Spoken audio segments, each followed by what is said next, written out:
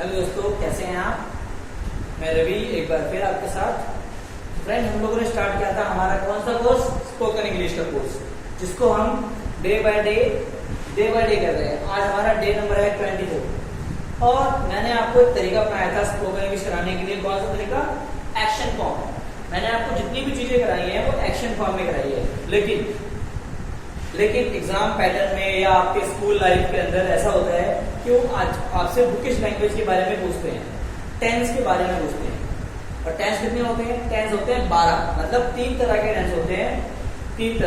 4 तरह के टेंस होते हैं, लेकिन उन्हें 3 टाइप में बांटा होता है। क्या होता है? 3 टाइप में, तो 12 बन जाते हैं। लेकिन मैंने आपको कराया है किस तरीके से स्पोकन इंग्लिश, एक्शन की फॉर्म में। और हमने कितने एक्शन कर लिए? 23 एक्शन, मतलब 23 में से हटा दिए तो 21 एक्शन कर लिए। अब आप बोल रहे होंगे भैया या सर आपके 12 टेंस में से आपने 21 कैसे करा दिए? तो आप मेरी वीडियोस को 1 बाय 1 देखिए, 1 by 1 sequence wise. Day number लिखा हुआ है, ऐसे देखिए, आपको कोई भी डाउट नहीं होगा। लेकिन फिर भी मैं चाहता हूं कि मैं मेरे बच्चों को, मेरे स्टूडेंट को ये जरूर बताऊं कि हाँ, टेंस क्या होता है और टेंस कौन कौन से होते हैं। और मैं उन टेंस में इस बात को भी बता दूंगा कि कौन सा एक्शन किस टेंस के अकॉर्डिंग है। ठीक है, ये टेंस की मैं आपको टेबल कराने वाला हूँ और इस टेंस की टेबल के अंदर सिर्फ टेबल बताऊंगा, सिर्फ इंट्रोडक्शन दूंगा मैं आपको इसका, क्या नाम है, टेंस का। और इसका कराने का सिर्फ मेरा एक ही पर्पज है कि इस टेबल के अनुसार आपको मैं पैसिव वॉइस सिखाने वाला हूँ। लेकिन आज नहीं, कल के बाद की वीडियो में सिखाऊंगा आप लोगों को। ठीक है, कल हम करेंगे WH फैमिली के बारे में। तो पैसिव वॉइस के लिए टेंस की टेबल का रखना और माइंड में ग्राफ बनाना बहुत जरूरी है। ठीक है, चलिए आगे बढ़ते हैं टेंस की टेबल पे। आज हम करेंगे इंट्रोडक्शन ऑफ टेंस। ठीक है, देखो सबसे पहले तो हम टेबल फॉर्म बनाते हैं।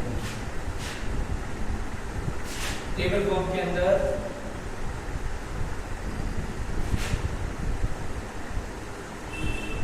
ये चाहता हूं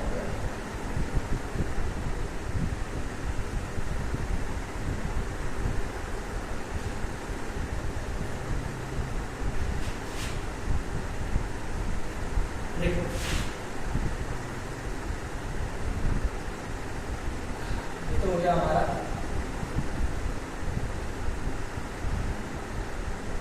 टेंस, जिसमें से हम कहते हैं प्रेजेंट, वर्तमान,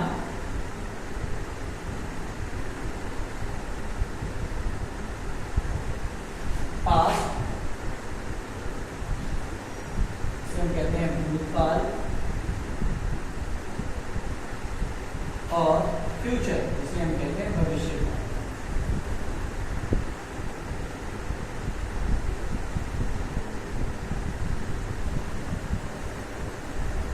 ठीक है, चलिए और ये टाइप करते हैं। टाइप कौन से इसकी टाइप और कौन से? देखो पहला है इंडेफिनिट।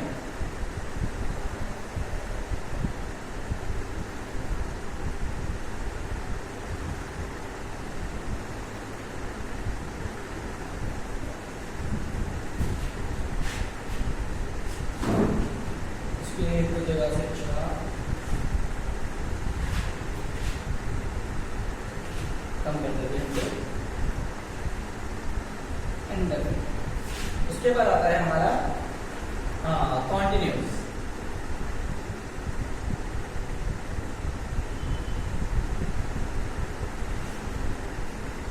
इसके बाद आएगा हमारा परफेक्ट।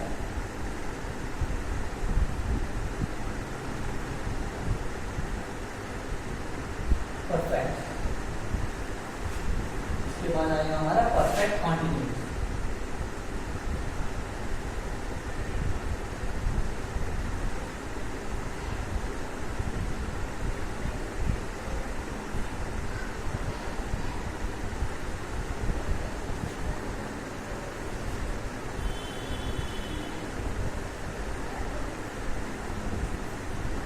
हाँ, तो देखो 3 टाइम होते हैं टेंस के अंदर, present, past and future.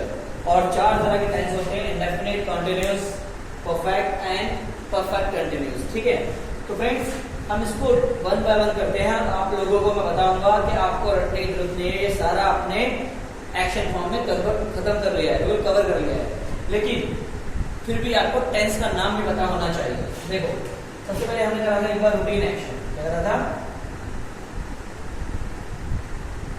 Routine action वो यही है, सब्जेक्ट वर्ब की फर्स्ट फॉर्म या एस लगा दो, उसके बाद ऑब्जेक्ट। ये हमने किया था रूटीन एक्शन। उसके बाद हमने किया है सिंपल फ्यूचर। क्या किया है? सिंपल फ्यूचर ओ सिंपल पास्ट बच्चे वाला सिंपल पास्ट। उसमें था सब्जेक्ट प्लस वर्ब की सेकंड फॉर्म देन ऑब्जेक्ट। फिर हमने करा था सिंपल फ्यूचर, सिंपल फ्यूचर। इसमें हम करा था सब्जेक्ट विल शाल वर्ब की फर्स्ट फॉर्म देन ऑब्जेक्ट। ठीक है। कॉन्टिन्यूस तो हमने पढ़ा था, कॉन्टिन्यूस ही पढ़ा था। इस सेक्शन का हमने कोई नाम नहीं लिखा था, present continuous, perfect past continuous और फ्यूचर कॉन्टिन्यूस। इसमें क्या था बच्चों? सब्जेक्ट, फिर उसके बाद बी की फॉर्म इज, एम, आर, फिर वर्ब फर्स्ट साथ में ING form, then object.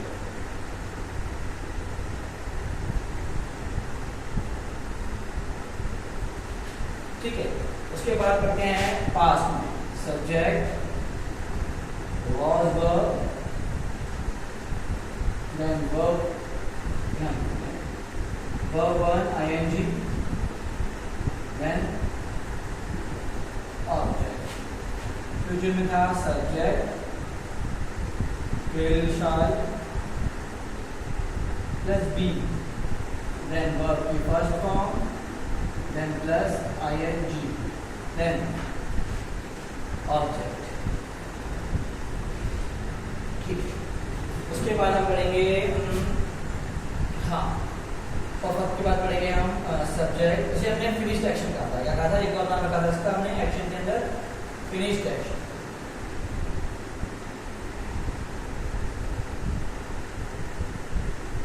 Finished action, present finished action, past finished, future finished action. Subject, फिर हमारा हैज है, then verb की थर्ड फॉर्म, ऑब्जेक्ट। पास्ट में था सब्जेक्ट, had, verb की third form, then object. Future में था सब्जेक्ट will shall, verb की फर्स्ट फॉर्म ing, सॉरी यहाँ पे बीन आएगा, will shall, उसके बाद have आएगा, have verb की थर्ड फॉर्म देन ऑब्जेक्ट। और हमने एक पढ़ा था future continuous, present continuous and past continuous with time. Time मतलब कुछ काम कुछ समय से चल रहा है, वो ये था। इसे हम लिखते हैं विद टाइम। आपको दिख रहा है बच्चों? Let me check, but मैंने लिख दिया वाला subject has, have, been plus verb की first form ing, object plus since for, since for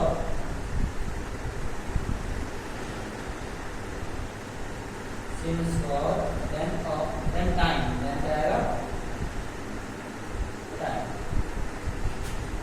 past continuous में आएगा सब्जेक्ट had, been, verb की first form ing, object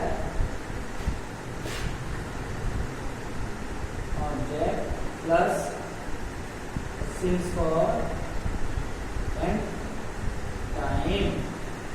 future में आएगा subject will shall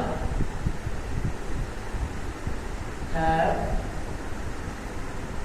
been verb in first form, ing, object, then since verb plus time. तो friends बच्चों since verb ये सब कुछ मैंने आपको कराया था। एक बार मैं आपको इसकी स्टेट बताता हूँ। कुछ काम करते हैं, कुछ काम होता है, जो भी हम रूटीन में काम करते हैं उसे रूटीन एक्शन बोलते हैं, मतलब प्रेजेंट इंडेफिनिट। कुछ काम हो गया, कर लिया, खाना खा लिया, वो हम इसमें करते हैं सिंपल फ्यूचर। कुछ काम करेंगे लेकिन फ्यूचर में, अब के बाद। कुछ काम कुछ समय से चल रहा है, कुछ काम कर रहे हैं, सॉरी समय से नहीं, कुछ काम चल रहा है या हो रहा है या कर रही है। घड़ी पहनी हुई है, कुछ काम हो रहा है। आई एम वेयरिंग दिस घड़ी, I am putting on this घड़ी, ठीक है। और इसमें कुछ काम हो रहा था, कर रहे थे, चल रहा था। इसमें कुछ काम हो रहा होगा, चल रहा होगा या कर रहे होंगे इन फ्यूचर, परफेक्ट में। कुछ काम हो गया है, कर लिया है, कर चुके हैं। कुछ काम हो गया था, कर लिया था, कर चुके थे। कुछ काम फ्यूचर में हो रहा होगा, कर रहे होंगे या कर चुके होंगे। Future continuous with time. कुछ काम कुछ समय से चल रहा है, कुछ काम कुछ समय से चल रहा था, कुछ काम कुछ समय से कुछ समय तक फ्यूचर में चल रहा होगा। क्योंकि हमने सारे एक्शन में डे बाय डे सीखा है। तो 12 टेस्ट तो बच्चों यही है। उसके अलावा हमें 8 में एक्स्ट्रा कराए हैं, जैसे कि फोर्स एक्शन, हैव टू वाला, हैज टू वाला, और एक प्रोग्रेसिव एक्शन गोइंग टू वाला, I am going to, coming to वाला, ठीक है। तो इसको आप पहले अच्छे से उतार लीजिए। उसके बाद में इसमें आपको एक चीज बताने वाला हूँ जो आज खत्म हो जाएगी, उसको उतार हो जाएगा आपसे, ठीक है।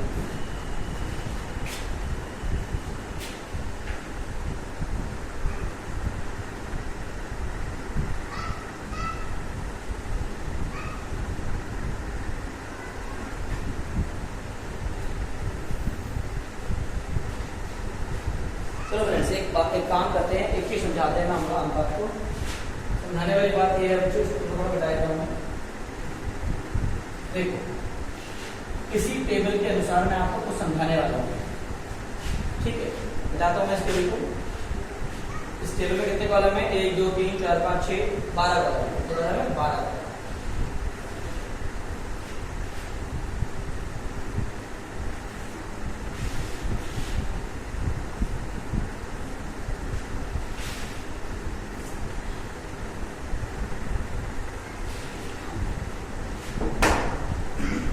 आज मैं थोड़ा सा इंट्रोडक्शन दे दूंगा आपको पैसिव वॉइस का। इंट्रो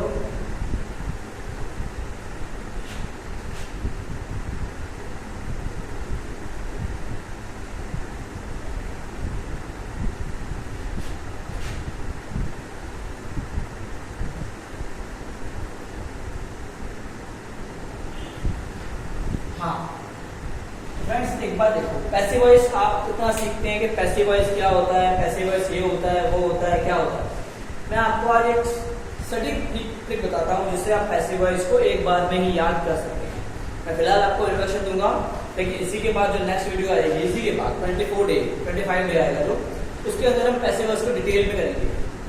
तो मेरी बात ध्यान सुनियो, सुनना। मैं आपको इंट्रोडक्शन करा रहा हूँ, उसके बाद पैसिव वॉइस कराऊंगा। लेकिन इससे पहले मैं बीच में एक और वीडियो आने वाला हूँ WH फैमिली की। WH फैमिली करने के बाद हम पैसिव वॉइस को क्लियर करेंगे। तो फ्रेंड देखो, पैसिव वॉइस का मतलब क्या होता है? जब आपकी वॉइस कैसे हो जाए? निष्क्रिय हो जाए। पैसिव वॉइस का मतलब होता है आपकी वॉइस निष्क्रिय हो जाए। आपकी वॉइस मतलब सब्जेक्ट की वॉइस। देखो, दो वॉइस होते हैं बच्चों। वॉइस दो तरह की होती है, एक एक्टिव वॉइस, एक पैसिव वॉइस। एक होती है एक्टिव वॉइस,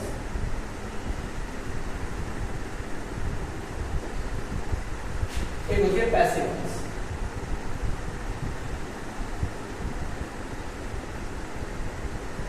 यहाँ वॉइस का मतलब सब्जेक्ट से है, मतलब जो सब्जेक्ट होता है ना, अगर सब्जेक्ट यहाँ पर एक्टिव है किसी काम में तो वो एक्टिव वॉइस, सब्जेक्ट पैसिव हो जाए तो वो पैसिव वॉइस। एक्टिव का मतलब सक्रिय है और उसका मतलब निष्क्रिय। मैं आपको हिंदी में लिख देता हूँ, सक्रिय और निष्क्रिय।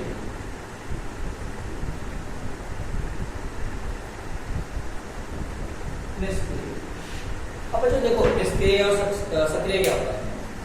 जितने भी हमने अब तक एक्शन किए हैं वो सारे एक्टिव वॉइस थे। एक्टिव वॉइस मतलब होता है जहां पर इंपॉर्टेंट कौन होता है, सब्जेक्ट इंपॉर्टेंट होता है। कौन होता है, सब्जेक्ट, डूअर इंपॉर्टेंट होता है।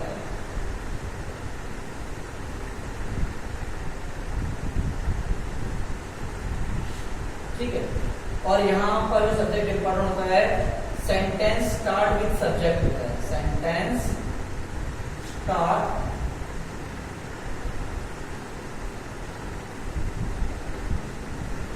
छोड़ दो, ये देखो यहाँ सब्जेक्ट इंपॉर्टेंट होता है लेकिन यहाँ पर ऑब्जेक्ट इंपॉर्टेंट होता है।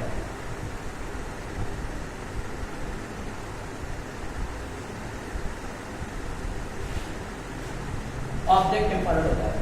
जब हम कभी सब्जेक्ट को इंपॉर्टेंस देंगे तो हम एक्टिव वॉइस का यूज करेंगे, लेकिन जब हम ऑब्जेक्ट को इंपॉर्टेंस देते हैं तो हम पैसिव वॉइस का यूज करते हैं। थोड़ा सुनिए, एक्टिव वॉइस होता है ऐसे करते हैं, subject, helping verb, main verb, then object. ये एक्टिव वॉइस है। अब इसे पैसिव वॉइस में चेंज करेंगे तो क्या करेंगे, देखो ऑब्जेक्ट आगे आ जाता है, हेल्पिंग वर्ब आती है,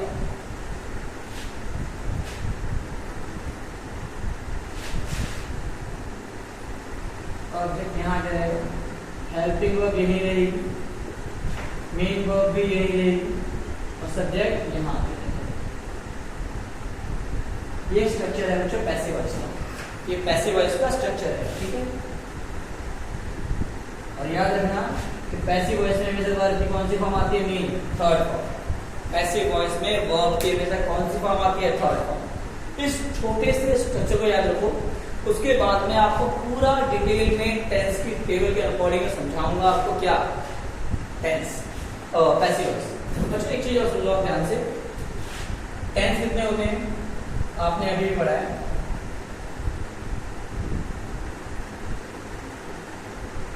12, 3 चौक 12, 12 टेंस होते हैं। 12 टेंस, देखो टेंस होते हैं 12। पैसिव वॉइस कितने का बनता है, इसका पैसिव वॉइस नहीं बनता। इस देखो ये कैसे, मतलब क्या है, ये है प्रेजेंट, ये पास्ट, ये फ्यूचर। समझ में ना आपको, आप थोड़ा समझने की कोशिश करना। प्रेजेंट है, पास्ट है और ये फ्यूचर है। ये इंडेफिनिट है, कंटिन्यूअस है, परफेक्ट है, परफेक्ट कंटिन्यूअस है, ठीक है। तो आपको पता है कि इसका पैसिव वॉइस नहीं बनता, इसका नहीं बनता, इसका नहीं बनता और इसका भी नहीं बनता, मतलब कॉन्टिन्यूअस फ्यूचर पैसिव वॉइस नहीं बनता। तो कितना का बनता है, 1, 2, 3, 4, 5, 6, 7, 8, ठीक है। पैसिव वॉइस सिर्फ 8 टेंस का बनता है।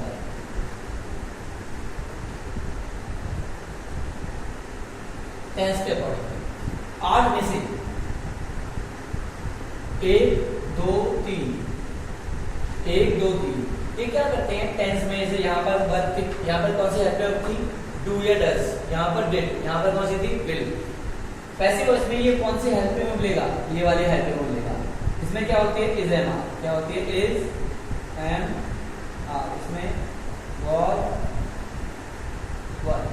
मतलब अगर कोई एक्शन, कोई आपका एक्टिव वॉइस इस वॉइस में है तो पैसिव वॉइस बनने के लिए वो ये वाली हेल्प में लेगा, ये वाली लेगा और ये वाली लेगा, सेम ये वाली लेगा और ये वाली लेगा और ये वाली लेगा। मतलब जितने भी परफेक्ट सेंटेंस है वो परफेक्ट कॉन्टिन्यूअस की वर्ब ले लेगी, और जितने भी इंडेफिनिट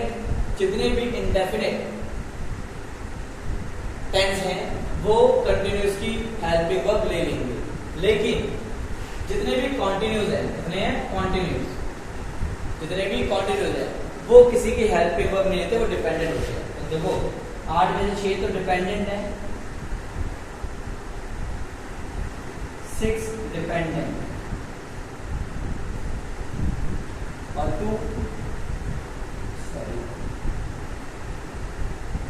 6 आपके हैं इंडिपेंडेंट और 2 हैं आपके डिपेंडेंट। 6 तो देखो मैंने आपको सिर्फ आज इतना ही बताया कि वॉइस क्या होती है। वॉइस दो तरह की होती है, जिसमें एक्टिव और पैसिव। जहां पर एक्टिव वॉइस मतलब जहां पर हम इंपॉर्टेंस देते हैं किसको, सब्जेक्ट को। पैसिव वॉइस जहां पर हम इंपॉर्टेंस देते हैं किसको, ऑब्जेक्ट को। स्ट्रक्चर लिखा है मैंने, एक्टिव वॉइस का subject, helping verb, main verb, object. Passive voice में ऑब्जेक्ट आगे आ जाता है, सब्जेक्ट पीछे, बाकी सेम। लेकिन पैसिव वॉइस की एक क्वालिटी है कि वहां पर हमेशा मेन वर्ब कौन सी होगी, थर्ड फॉर्म में। कौन से फॉर्म में, थर्ड फॉर्म में। ये टेंस की टेबल जो मैंने आपको अभी बनाई थी, उसमें इंडेफिनिट जो होगा वो हमेशा हेल्पिंग वर्ब किससे लेगा, इससे लेगा। परफेक्ट होगा वो किससे लेगा, इससे लेगा, हेल्पिंग वर्ब। ये दोनों हेल्पिंग किससे लेंगे, अपने आप लेंगे। ये बताऊंगा मैं आपको नेक्स्ट वीडियो में, मतलब कल वाली वीडियो में। कल वाली वीडियो का मतलब कल मैं एक वीडियो करने वाला हूँ डब्ल्यूएच फैमिली, जो कि मैं स्पोकन से अलग बनाऊंगा डब्ल्यूएच फैमिली को। डे 25 में मैं आपको पैसिव वॉइस कराने वाला हूँ। फ्रेंड्स बहुत आसान तरीका है और बहुत अचूक तरीका है आपको पैसिव वॉइस सिखाने का। तो मिलते हैं अगली वीडियो में, ठीक है। इसमें हम सीखेंगे पैसिव वॉइस कैसे बदलते हैं, हर पैसिव वॉइस को बदलना, क्योंकि डेली लाइफ में हम पैसिव वॉइस को यूज करते हैं। पैसिव वॉइस यूज करने से आपके स्पोकन इंग्लिश एकदम बढ़िया हो जाती है, इफेक्टिव हो जाती है। आपको लगता है कि यस, किसी को भी लगेगा कि यस ही नोज इंग्लिश, इसे पता है English, how to speak English. Got it. Friend मिलते हैं अगली वीडियो में। थैंक यू, नमस्कार। और पढ़ते रहिए, पढ़ाते रहिए, अपनी वीडियो, इस वीडियो को शेयर करते रहिए, अपनी वीडियो समझकर, ठीक है। मिलते हैं अगली वीडियो में।